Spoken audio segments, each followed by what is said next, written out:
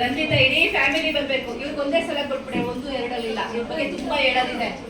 ರಂಜಿತ್ ಪೂರ್ತಿ ತಗೊಂಡ್ ಬನ್ನಿ, ಇಡೀ ಫ್ಯಾಮಿಲಿ ಬನ್ನಿ. ಆರಿ ವರ್ಕಲ್ ಇದಾರೆ, ಕುಚ್ಚರ್ ಇದಾರೆ, ಬಂದ್ಮೇಲೆ ಮಾತಾಡೋಣ. ಬನ್ನಿ ಬನ್ನಿ ಬನ್ನಿ, ಇಡೀ ಫ್ಯಾಮಿಲಿ ಬನ್ನಿ.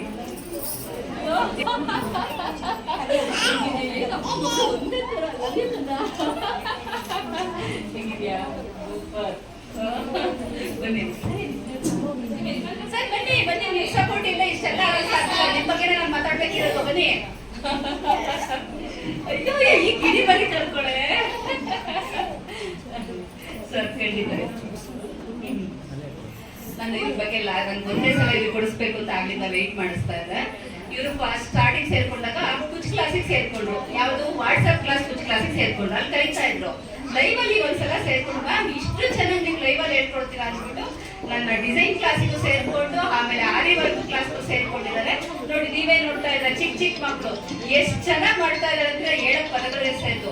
ಯಾಕಂದ್ರೆ ಒಂದು ಕಂಟಿನ್ಯೂಸ್ ಕ್ಲಾಸಸ್ ಇರುತ್ತೆ. ಈಗ ನನಗೆ ಅಂದ್ರೆ 12 ವರ್ಷದಿಂದ ಅಭ್ಯಾಸ ಇರುತ್ತೆ. ಬೆಳಗ್ಗೆ 10:30 ಬಂದ್ರೆ ಸಂಜೆ 10 ಗಂಟೆವರೆಗೂ ಇದೇ ಎನರ್ಜಿ ಇರುತ್ತೆ. ಅಭ್ಯಾಸ ಆಗಿದೆ ನನಗೆ. ಅದೇ ಸ್ಮೈಲಿ ಫೇಸ್ ಅಲ್ಲೇ ಹಿಂಗೆ ಇರ್ತೀನಿ. ಆದ್ರೆ ಇವ್ರುಗಳು ಮಾಡೋದಿದೆಯಲ್ಲ, ಖಂಡಿತವಾಗ್ಲೂ ಗ್ರೇಟ್. ಜೋರಾದ ಚಪ್ಪಾಳೆ ಬರ್ಬೇಕು.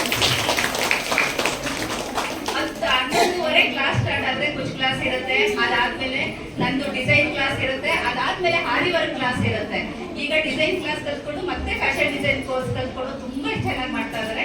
ಇದಕ್ಕೆಲ್ಲ ಸಪೋರ್ಟ್ ಮಾಡ್ತಿರೋ ಅವ್ರ ಯಜಮಾನ್ರಲ್ಲಿ, ಅವ್ರ ಅತ್ತೆನಲ್ಲಿ ಜೋರಾದ ಚಪ್ಪಾಳೆ ಬರ್ಬೇಕು. ಖುಷಿ ಆಗುತ್ತೆ. ಇಡೀ ಫ್ಯಾಮಿಲಿ ತಗೊಳ್ಳಿದೆಲ್ಲ ನಿಮ್ಗೆ ಸೇರುತ್ತೆ. ಪ್ರತಿ ಒಂದಕ್ಕೂ ಸಪೋರ್ಟ್ ಮಾಡ್ತಾ ಇದ್ದಾರೆ ಇಡೀ ಫ್ಯಾಮಿಲಿ.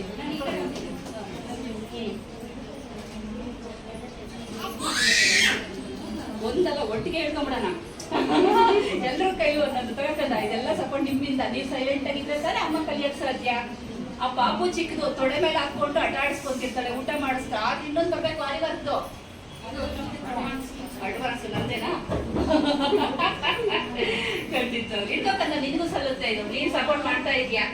ಸೈಲೆಂಟ್ ಆಗಿ ಇಟ್ಕೊಂಡು ತೊಡೆ ಮೇಲೆ ಕುತ್ಕೊಂಡು ಕಲಿತಾ ಇದ್ದಾಳೆ. ಖುಷಿ ಆಗುತ್ತೆ ಕಂಡು. ದೂರ ಗೆಲ್ಲಿರೋದಿದು ನಾಗಮಂಗಲದಿಂದ ಇಡೀ ಫ್ಯಾಮಿಲಿ ಬಂದಿದ್ದಾರೆ. ಜೋರಾದ ಚಪ್ಪಾಳೆ.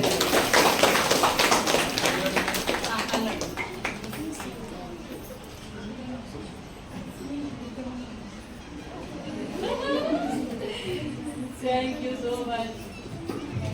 ಈ ಮ್ಯಾಮಿಂದ ಎಲ್ಲಾ ವಿದ್ಯೆನೂ ಕಲಿಬಹುದು. ಬಟ್ ಒಂದ್ ವಿದ್ಯೆ ಯಾರು ಕಲಿಯಕ್ಕಾಗಲ್ಲ. ಅದು ಏನು ಅಂದ್ರೆ ತಾಳ್ಮೆ. ನಾನು ಎಷ್ಟೋ ದಿನ ಪರೀಕ್ಷೆ ಮಾಡಿದ್ದೀನಿ, ತಾಳ್ಮೆ ಮಾತ್ರ ಕಲಿಯಕ್ಕಾಗಲ್ಲ.